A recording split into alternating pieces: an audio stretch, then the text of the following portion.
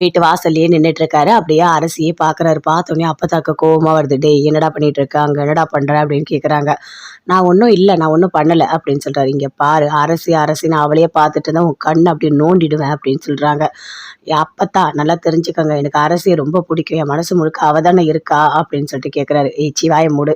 அவள கல்யாணம் பண்ணும்போது அவள ஒழுங்கா வச்சு வாழறதுக்கு துப்பு இல்ல. அவள என்னென்ன கொடுமைப்படுத்துன.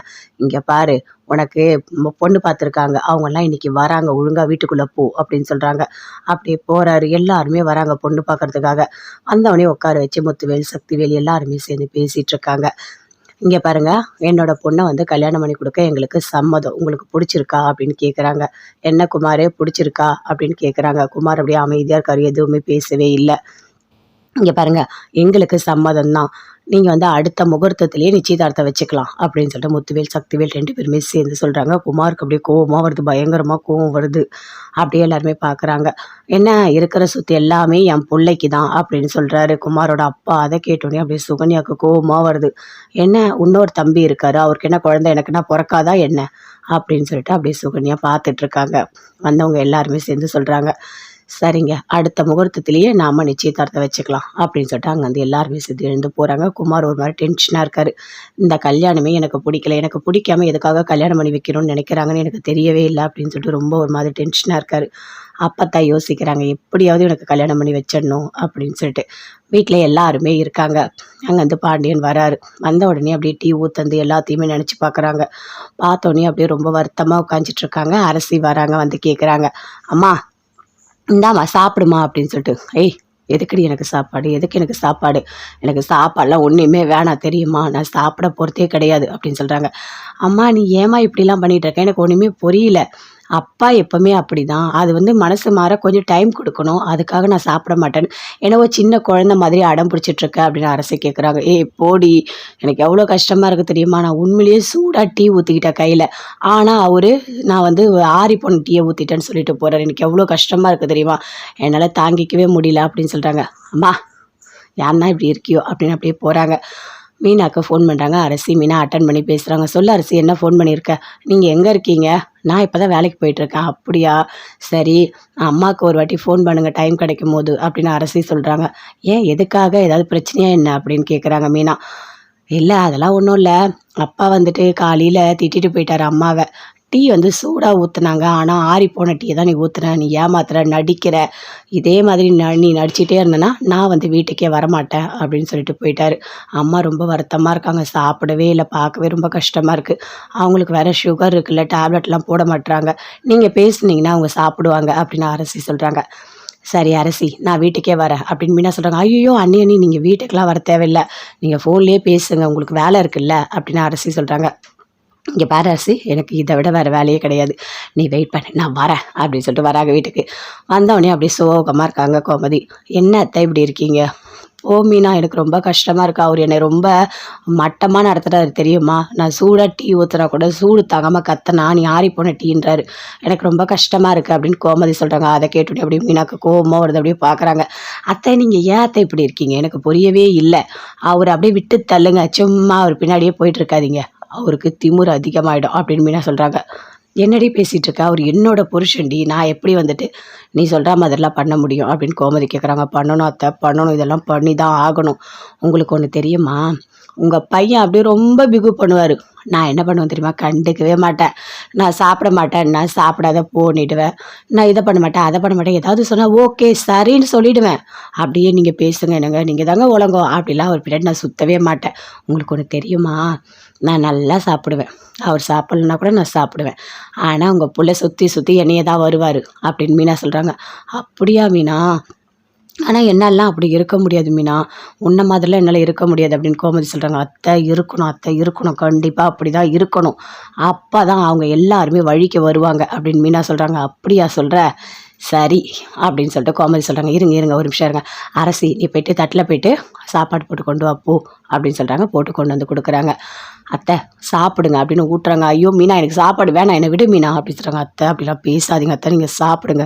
நீங்க சாப்பிட்டு தான் ஆகணும்" அப்படின்னு சொல்லிட்டு அப்படியே மீனா ஊட்டி விடுறாங்க. அப்படியே சாப்பிடுறாங்க. "போதும் மீனா போதும்" அப்படின்னு சொல்லிட்டு. "அப்பா போதும் இவ்வளோ சாப்பிட்ருக்கீங்க. ஒண்ணும் பிரச்சனை இல்ல சரிங்களா? சும்மா மாமாவையே நினைச்சிட்டு இருக்காதீங்க. நான் என்ன சொல்றேனோ அத ஃபாலோ பண்ணுங்க. ஆமாம், மீனா சொல்கிறத தான் நம்ம கேட்கணும். அப்போ தான் அவர் நம்ம வழிக்கு வருவார். சும்மா அவர் பின்னாடியே நாய்க்குட்டி மாதிரி நான் சுற்றிட்டே இருக்கேன். அதான் அவர் என்னை கண்டுக்கவே மாட்டார். ரொம்ப திமிரா பிகு பண்ணுறாரு. சரி, மீனா என்ன சொல்கிறாலோ அதை அப்படியே நம்ம ஃபாலோ பண்ணணும் அப்படின்னு சொல்லிட்டு சந்தோஷமாக அப்படியே கோமதி யோசிச்சுட்டு இருக்காங்க. அத்தை, நான் வேலைக்கு போகிறேன்னு நினைக்காதீங்க. வேலைக்கு போனாலும் எந்தெந்த நிமிஷத்தில் என்னென்ன ஐடியா கொடுக்கணும் எல்லாம் எனக்கு ஃபோன் பண்ணுங்கள். உங்களை நான் பார்த்துக்கிறேன், புரியுதா? அவர்கிட்ட போய் சும்மா பின்னாடி பின்னாடி போய் நின்றுட்டு இருக்காதீங்க அப்படின்னு மீனா சொல்கிறாங்க. சரி மீனா, நீ சொன்ன மாதிரி நான் பார்த்துக்கிறேன், சரியா? ஓகே அப்படின்னு கோமதி இருக்காங்க. பாண்டியன் வராரு எப்பவும் போல். வந்தவொடனே எல்லாருமே சேர்ந்து இருக்காங்க. அப்போ கோமதி ஃபோன் பண்ணுறாங்க. அத்தை, இங்கே பாருங்கள், அவர் வேலையை விட்டு வந்தவொடனே பேகை வாங்கணும்னு அப்படியே எதிர்பார்ப்பாரு. ஆனால் நீங்கள் பேகை வாங்கக்கூடாது, அவர் பேகை அவரே கொண்டு போய் விற்கட்டும், அமைதியாக நில்லுங்க அப்படின்னு மீனா சொல்லி கொடுக்குறாங்க. சரி மீனா, சரி. அதே மாதிரி சாப்பாடு நீங்கள் போடணும்னு எதிர்பார்ப்பாரு, ஆனால் போடாதீங்க, தட்டை காலியாக வைங்க, அப்படியே உட்காரட்டும் அப்படின்னு மீனா சொல்கிறாங்க. சரி மீனா, சரி மீனா, நீ சொன்ன எல்லாமே நான் பார்த்துக்கிறேன் மீனா அப்படின்னு சந்தோஷமாக வராங்க. அதே மாதிரி அவர் கடைக்கு போயிட்டு வராரு, பேகை கொடுக்குறாரு. எல்லாருமே அப்படி பேசிகிட்டு இருக்காங்க. ஆனால் கோமதி பேகை வாங்கவே இல்லை. அப்படியே பார்க்குறாரு பாண்டியன், அப்படியே ஓரமாக வச்சுக்கிறாரு. எல்லாருமே சேர்ந்து ஒன்றா சாப்பிட்றாங்க. ஏய், உங்களுக்கு பிடிச்ச சாம்பார், கேரட்டு, முட்டை எல்லாமே நான் வச்சுருக்கேன், நல்லா சாப்பிடுங்க, சரவடா நல்லா சாப்பிடு, எல்லாருமே நல்லா சாப்பிடுங்க அப்படின்னு சொல்லிட்டு எல்லாருக்குமே அப்படியே விழுந்து விழுந்து பரிமாறாங்க. எல்லாருமே சந்தோஷமாக சாப்பிட்டுட்டு இருக்காங்க. ஆனால் பாண்டியன் தட்டில் மட்டும் ஒரு சாப்பாடு கூட வைக்கவே இல்லை. அப்படியே பார்க்குறாரு. அப்படியே கோமதி நின்றுட்டு இருக்காங்க. சுற்றி யாருமே கண்டுக்கவே இல்லை, அவங்கவுங்க சாப்பிட்டுட்டே இருக்காங்க. அப்படியே பாண்டியன் பார்க்குறாரு. என்ன இவ இப்படிலாம் பண்ணிகிட்ருக்கா, இப்படிலாம் பண்ண மாட்டாளே, சாப்பாடெலாம் கரெக்டாக போடுவா, பேகெல்லாம் வாங்கிட்டு போவா, எதுவுமே செய்ய மாட்டா அப்படின்னு சொல்லிட்டு அப்படி எழுந்து போகிறாரு. அப்பா, சாப்பாடு நான் போடுறேன்ப்பா அப்படின்னு அரிசி போடுறாங்க. அப்படியே சாப்பிட்றாரு. அரிசிமா, நீயே எனக்கு எப்பவுமே சாப்பாடு போடு அப்படின்னு சொல்கிறாரு. சாப்பிட்டு போகிறாரு. ஆமாம், அப்படி அரசிம்மான்னு எப்போ பார்த்தாலும் அரசிம்மா. அப்போ எங்கெல்லாம் பார்த்தா எப்படி தெரியுது இவர் தான் வேணும்னு விழுந்து விழுந்து விழுந்து விழுந்து நான் கவனிச்சுன்னா கடைசியில் என்ன நக்கலை கிண்டலை எல்லாம் பண்ணிட்டு போகிறாரு. இனிமேல் உங்களுக்கு எதுவுமே நான் பண்ண மாட்டேன், உங்களோட வேலை எல்லாத்தையும் நீங்களே பார்த்துக்கோங்க அப்படின்னு சொல்லிட்டு அப்படியே கோமதி அப்படி நின்றுட்டுருக்காங்க. அப்படியே போகிறாரு. போயிட்டு படுக்கிறாரு. அங்கே கோமதி பக்கத்தில் படுக்கிறாங்க. படுக்கும்போது அப்படியே பார்க்குறாங்க. இங்கே பாருங்கள், இனிமேல் உங்களை நான் கவனிக்கிறேன் விதமே வேறு மாதிரி இருக்கும். புருஷன் புருஷன் புருஷன் உங்கள் பின்னாடியே நான் வந்தால் என்னை பார்த்தா உங்களுக்கு எப்படி தெரியுது? இனிமேல் நான் அப்படி வரவே மாட்டேன். என்ன பண்ணுறேன்னு பாருங்கள், உங்களை ஒரு வழி பண்ணாமல் விட மாட்டேன். இனிமேல் நீங்கள் என்கிட்ட மாட்டிக்கிட்டீங்க அப்படின்னு கோமதி அப்படியே சிரிச்சிட்டே படுக்கிறாங்க. பாண்டியன் யோசிக்கிறாரு. இவையே இப்படி மாறிட்டா, ஒன்றுமே புரியலையே, நாம் எது கொடுத்தாலும் செய்வா, ஒன்றுமே பண்ண மாட்டா, அப்படியே கண்டுக்கவே மாட்டா, ஆனால் இப்படி இருக்கிறது நல்லது இல்லையே அப்படின்னு சொல்லிட்டு அப்படியே கோமதியை யோசிச்சுட்டு பாண்டியன் இந்த பக்கமாக படுத்துட்ருக்காரு. தங்கமயில் வேலைக்கு போகிறாங்க. அந்த வயசானவங்கள நல்லா பார்த்துக்கிறாங்க. சாப்பாடு எல்லாமே கொடுக்குறாங்க, மருந்தெல்லாம் கொடுக்குறாங்க. எனக்கு சாப்பாடு போதுமா அப்படின்னு சொல்கிறாங்க. என்னம்மா இப்படி பேசிகிட்டு இருக்கீங்க, நீங்கள் நல்லா சாப்பிட்ணும், நீங்கள் இன்னும் கொஞ்சம் சாப்பிடுங்க அப்படின்னு சொல்கிறாங்க. நான் சாப்பிட்டு என்னம்மா பண்ண போகிறேன், நான் வாழ்ந்து நான் போனால் அதம்மா நல்லது அப்படின்னு சொல்கிறாங்க. அப்படிலாம் நீங்கள் பேசாதீங்க, நீங்கள் பெரியவங்க, நீங்கள் 100 வருஷம் நல்லா இருக்கணும் அப்படின்னு சொல்லிட்டு சாப்பாடெலாம் கொடுக்குறாங்க. கொடுத்து முடித்தோடனே அங்கேருந்து வராங்க. அவங்க மருமக வந்தவொடனே சொல்கிறாங்க.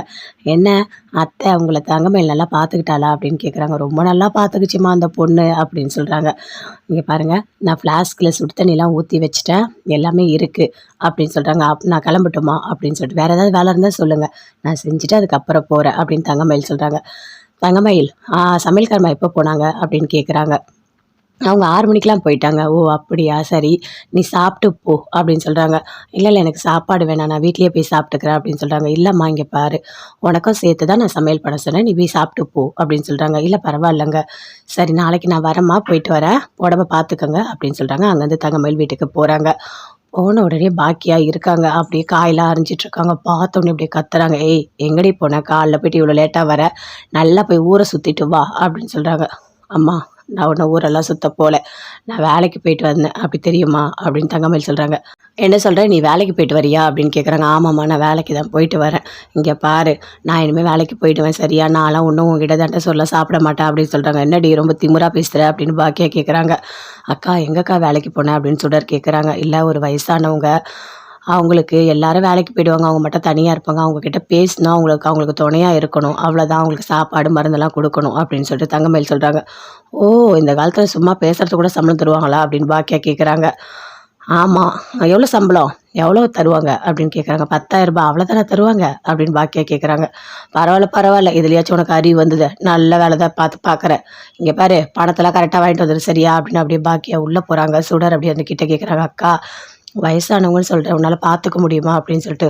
நான் பார்த்துப்ப சொல்கிறாரு, இங்கே பாரு அம்மா எப்படி பேசுகிறாங்க, நீ பார்த்துக்கிட்டு தானே இருக்க, நம்ம வீட்டில் ஒரு தாத்தாவோ பாட்டியோ இருந்தால் நான் பார்த்துக்க மாட்டேனா, அப்படி தான் சொல்கிறாரு. என்னால் முடியும், நான் போகிற வேலைக்கு சரியா என்னால் தனியாக வீட்டில் இருக்க முடியல சொல்கிறாரு. ரொம்ப கஷ்டமாக இருக்குது, எனக்கு அவர் ஞாபகமாகவே இருக்குது, எனக்கு பைத்தியமே பிடிக்கிற மாதிரி இருக்குது, இப்போ எனக்கு நேரம் போயிடுது, ஏதோ அந்த பாட்டிக்கிட்ட பேசிட்டு வரேன், அதனால் எனக்கு இது ஓகே அப்படின்னு சொல்கிறாங்க.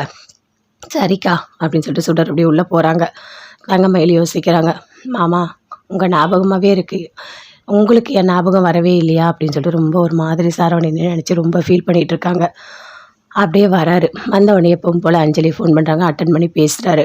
என்ன அஞ்சலி சொல்லு அப்படின்னு சொல்லிட்டு. இல்லை சரவணா, நான் கோயிலுக்கு வந்தேன், நீ இந்த பக்கமாக வந்தா வா அப்படின்னு சொல்கிறாங்க. சரி நான் வரேன் அப்படின்னு சொல்லிட்டு வராங்க. 2 பேருமே சேர்ந்து அப்படியே பேசிகிட்டு இருக்காங்க. பேசும்போது அஞ்சலி சொல்கிறாங்க, என்ன சரவணா இப்போ ஓகேவா, ஒன்றும் பிரச்சனை இல்லைல்ல, நீ அதே நினச்சிட்ருக்கியா என்ன அப்படின்னு கேட்குறாங்க.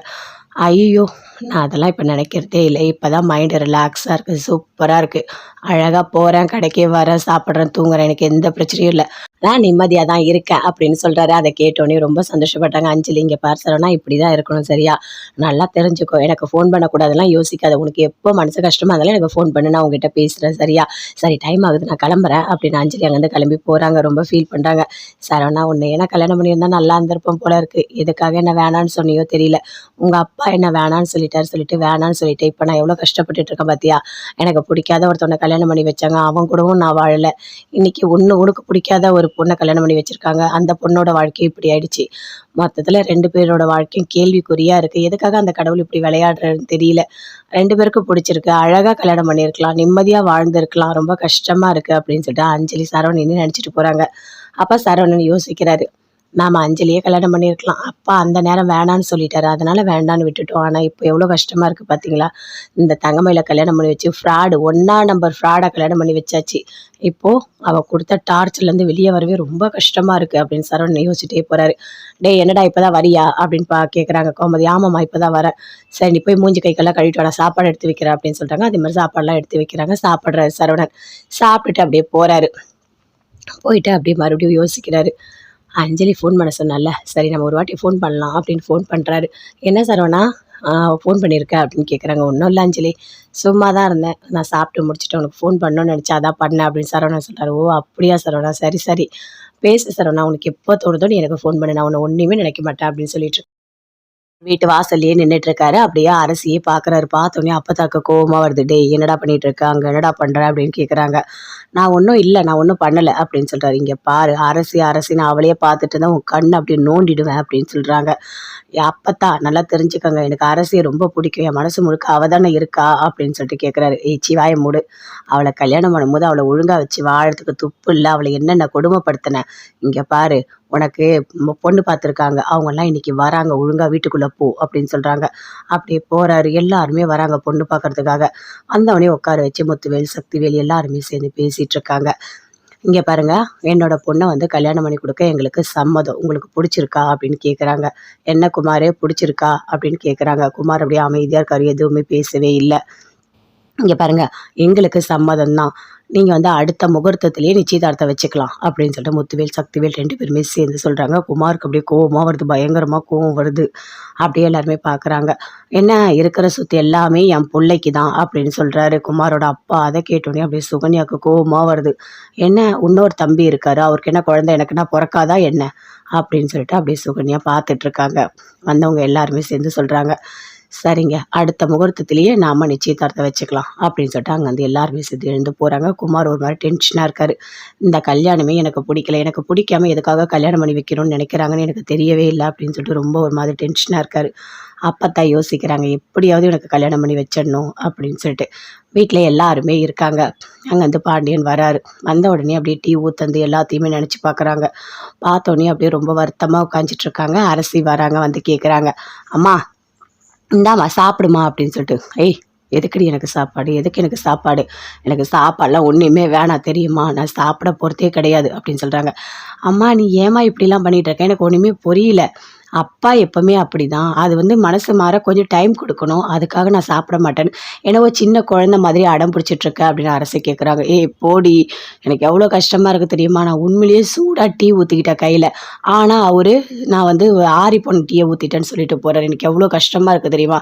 என்னால தாங்கிக்கவே முடியல" அப்படின்னு சொல்றாங்க. "அம்மா யாருன்னா இப்படி இருக்கியோ?" அப்படின்னு அப்படியே போறாங்க. மீனாக்கு ஃபோன் பண்ணுறாங்க அரசி. மீனா அட்டன் பண்ணி பேசுகிறாங்க. "சொல்லு அரசி, என்ன ஃபோன் பண்ணியிருக்க? நீங்கள் எங்கே இருக்கீங்க?" "நான் இப்போ தான் வேலைக்கு போயிட்டுருக்கேன்." "அப்படியா? சரி, அம்மாவுக்கு ஒரு வாட்டி ஃபோன் பண்ணுங்கள் டைம் கிடைக்கும்போது" அப்படின்னு அரசி சொல்கிறாங்க. "ஏன் எதுக்காக? ஏதாவது பிரச்சனையா என்ன?" அப்படின்னு கேட்குறாங்க மீனா. "இல்ல அதெல்லாம் ஒன்றும் இல்ல. அப்பா வந்துட்டு காலையில திட்டிட்டு போயிட்டாரு அம்மாவ. டீ வந்து சூடா ஊத்துனாங்க. ஆனா ஆறிப்போன டீய தான் நீ ஊத்துன. நீ ஏமாத்துற, நடிக்கிற.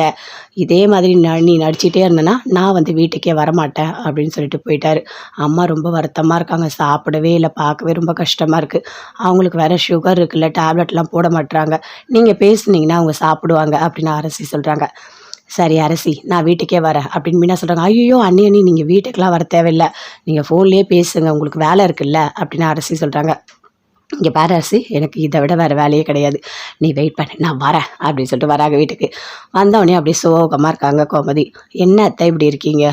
"போ மீனா, எனக்கு ரொம்ப கஷ்டமா இருக்கு. அவரு என்னை ரொம்ப மட்டமா நடத்துறாரு தெரியுமா? நான் சூடா டீ ஊத்துனா கூட சூடு தாங்காம கத்துனா, நீ ஆறிப்போன டீன்றாரு.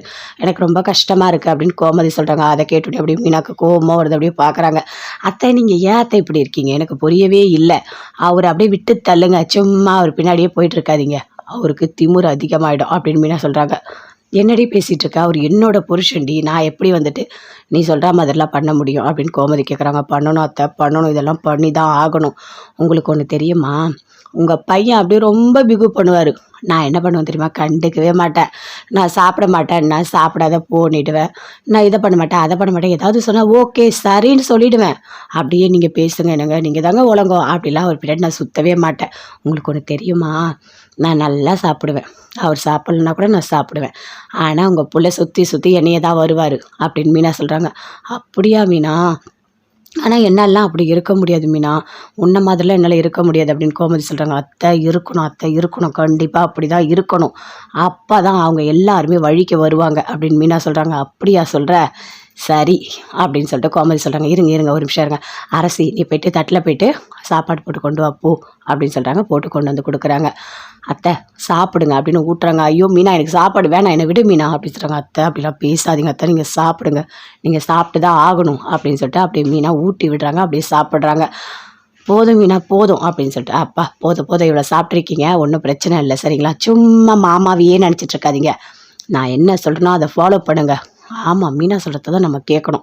அப்பதான் அவர் நம்ம வழிக்கு வருவாரு. சும்மா அவர் பின்னாடியே நாய்க்குட்டி மாரி நான் சுத்திட்டே இருக்கேன். அதான் அவரு என்ன கண்டுக்கவே மாட்டாரு. ரொம்ப திமிரா பிகு பண்றாரு. சரி, மீனா என்ன சொல்றாளோ அத அப்படியே நம்ம ஃபாலோ பண்ணணும் அப்படின்னு சொல்லிட்டு சந்தோஷமா அப்படியே கோமதி யோசிச்சுட்டு இருக்காங்க.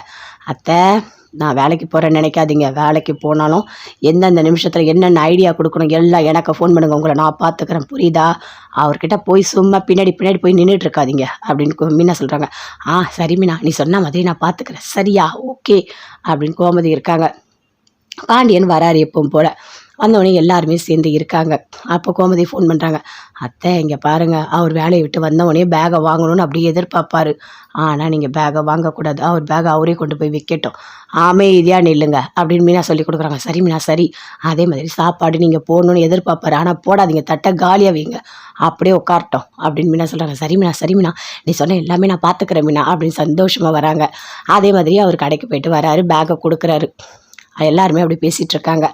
ஆனா கோமதி பேக்க வாங்கவே இல்ல. அப்படியே பார்க்குறாரு பாண்டியன். அப்படியே ஓரமா வச்சுக்கிறாரு. எல்லாருமே சேர்ந்து ஒண்ணா சாப்பிடுறாங்க. "ஏய் உங்களுக்கு பிடிச்ச சாம்பார், கேரட்டு, முட்டை எல்லாமே நான் வச்சிருக்கேன். நல்லா சாப்பிடுங்க. சரவணா நல்லா சாப்பிடு. எல்லாருமே நல்லா சாப்பிடுங்க" அப்படின்னு சொல்லிட்டு எல்லாருக்குமே அப்படியே விழுந்து விழுந்து பரிமாறாங்க. எல்லாருமே சந்தோஷமா சாப்பிட்டுட்டு இருக்காங்க. ஆனா பாண்டியன் தட்டுல மட்டும் ஒரு சாப்பாடு கூட வைக்கவே இல்ல. அப்படியே பார்க்குறாரு. அப்படியே கோமதி நின்னுட்டு இருக்காங்க. சுத்தி யாருமே கண்டுக்கவே இல்ல. அவங்கவங்க சாப்பிட்டுட்டே இருக்காங்க.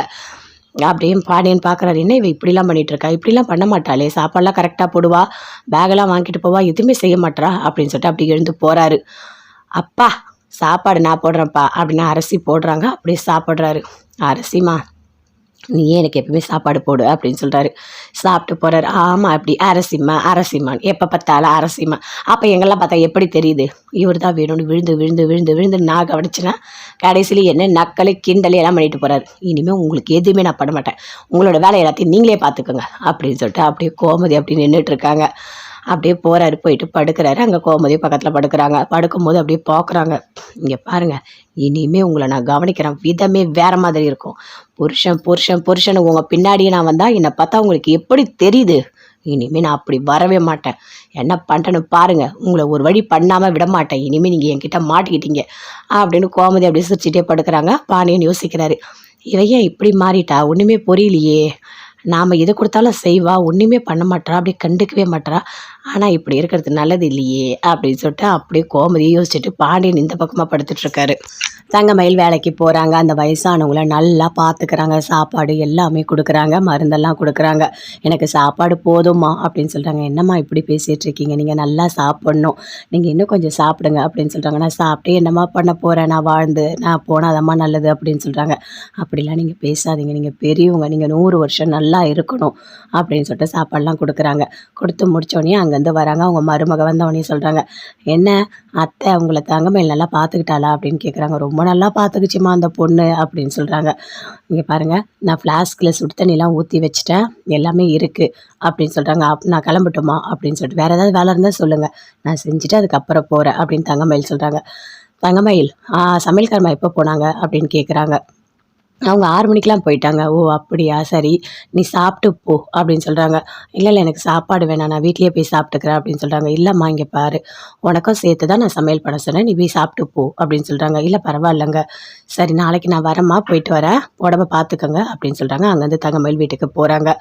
போன உடனே பாக்கியாக இருக்காங்க. அப்படியே காயெல்லாம் அரிஞ்சிட்ருக்காங்க. பார்த்தோன்னே அப்படியே கத்துறாங்க, ஏய் எங்கடி போனேன், காலைல போய்ட்டு இவ்வளோ லேட்டாக வர, நல்லா போய் ஊரை சுற்றிட்டு வா அப்படின்னு சொல்கிறாங்க. அம்மா நான் உன்னை ஊரெல்லாம் சுற்ற போகல, நான் வேலைக்கு போயிட்டு வந்தேன், அப்படி தெரியுமா அப்படின்னு தங்கமயில் சொல்கிறாங்க. என்ன சொல்கிறேன், நீ வேலைக்கு போயிட்டு வரியா அப்படின்னு கேட்குறாங்க. ஆமாம்மா நான் வேலைக்கு தான் போயிட்டு வரேன், இங்கே பாரு நான் இனிமேல் வேலைக்கு போயிடுவேன் சரியா, நான்லாம் ஒன்றும் உங்ககிட்ட தான்ட்ட சொல்ல சாப்பிட மாட்டேன் அப்படின்னு சொல்கிறாங்க. என்னடி ரொம்ப திமுறா பேசுகிற அப்படின்னு பாக்கியா கேட்குறாங்க. அக்கா எங்கக்கா வேலைக்கு போனேன் அப்படின்னு சுடர் கேட்குறாங்க. இல்லை ஒரு வயசானவங்க, அவங்களுக்கு எல்லாரும் வேலைக்கு போயிடுவாங்க, அவங்க மட்டும் தனியாக இருப்பாங்க, அவங்கக்கிட்ட பேசினா அவங்களுக்கு துணையாக இருக்கணும், அவ்வளோதான், அவங்களுக்கு சாப்பாடு மருந்தெல்லாம் கொடுக்கணும் அப்படின்னு சொல்லிட்டு தங்கமயில் சொல்கிறாங்க. ஓ இந்த காலத்தில் சும்மா பேசுகிறது கூட சம்பளம் தருவாங்களா அப்படின்னு பாக்கியா கேட்குறாங்க. ஆமாம், எவ்வளோ சம்பளம், எவ்வளோ தருவாங்க அப்படின்னு கேட்குறாங்க. 10,000 ரூபாய் அவ்வளோதானே தருவாங்க அப்படின்னு பாக்கியா கேட்குறாங்க. பரவாயில்ல பரவாயில்ல, இதுலையாச்சும் உனக்கு அறிவு வந்தது, நல்ல வேலை தான் பார்க்குறேன், இங்கே பாரு பணத்தெல்லாம் கரெக்டாக வாங்கிட்டு வந்துடு சரியா அப்படின்னு அப்படியே பாக்கியா உள்ளே போகிறாங்க. சுடர் அப்படியே அந்த கிட்டே கேட்குறாங்க. அக்கா வயசானவங்கன்னு சொல்கிறேன், உன்னால் பார்த்துக்க முடியுமா அப்படின்னு சொல்லிட்டு. நான் பார்த்துப்பேன் சுடர், இங்கே பாரு அம்மா எப்படி பேசுகிறாங்க, நீ பார்த்துக்கிட்டு தானே இருக்க, நம்ம வீட்டில் ஒரு தாத்தாவோ பாட்டியோ இருந்தால் நான் பார்த்துக்க மாட்டேன்னா, அப்படி தான் சுடர், என்னால் முடியும், நான் போகிற வேலைக்கு சரியா, என்னால் தனியாக வீட்டில் இருக்க முடியல சுடர், ரொம்ப கஷ்டமாக இருக்குது, எனக்கு அவர் ஞாபகமாகவே இருக்குது, எனக்கு பைத்தியமே பிடிக்கிற மாதிரி இருக்குது, இப்போ எனக்கு நேரம் போயிடுது, ஏதோ அந்த பாட்டிக்கிட்ட பேசிட்டு வரேன், அதனால் எனக்கு இது ஓகே அப்படின்னு சொல்கிறாங்க. சரிக்கா அப்படின்னு சொல்லிட்டு சுடர் அப்படியே உள்ளே போகிறாங்க. தங்கமயில் யோசிக்கிறாங்க. மாமா உங்கள் ஞாபகமாகவே இருக்குது, உங்களுக்கு என் ஞாபகம் வரவே இல்லையா அப்படின்னு சொல்லிட்டு ரொம்ப ஒரு மாதிரி சரவணனை நினச்சி ரொம்ப ஃபீல் பண்ணிகிட்டு இருக்காங்க. அப்படியே வராரு. வந்தவொடனே எப்பவும் போல் அஞ்சலி ஃபோன் பண்ணுறாங்க. அட்டன் பண்ணி பேசுகிறாரு. என்ன அஞ்சலி சொல்லு அப்படின்னு சொல்லிட்டு.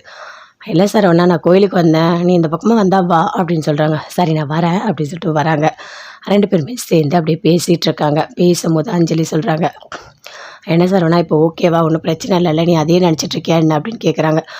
ஐயோ நான் அதெல்லாம் இப்போ நினைக்கிறதே இல்லை, இப்போ தான் மைண்டு ரிலாக்ஸாக இருக்குது, சூப்பராக இருக்குது, அழகாக போகிறேன், கடைக்கே வரேன், சாப்பிட்றேன், தூங்குறேன், எனக்கு எந்த பிரச்சனையும் இல்லை, நான் நிம்மதியாக தான் இருக்கேன் அப்படின்னு சொல்கிறாரு. அதை கேட்டோன்னே ரொம்ப சந்தோஷப்பட்டாங்க. அஞ்சலி இங்கே பார் சரவணா இப்படி தான் இருக்கணும் சரியா, நல்லா தெரிஞ்சுக்கோ, எனக்கு ஃபோன் பண்ணக்கூடாதெல்லாம் யோசிக்காத, உனக்கு எப்போ மனசு கஷ்டமாக அதெல்லாம் எனக்கு ஃபோன் பண்ணு, நான் உங்ககிட்ட பேசுகிறேன் சரியா, சரி டைம் ஆகுது நான் கிளம்புறேன் அப்படின்னு அஞ்சலி அங்கேருந்து கிளம்பி போகிறாங்க. ரொம்ப ஃபீல் பண்ணுறாங்க.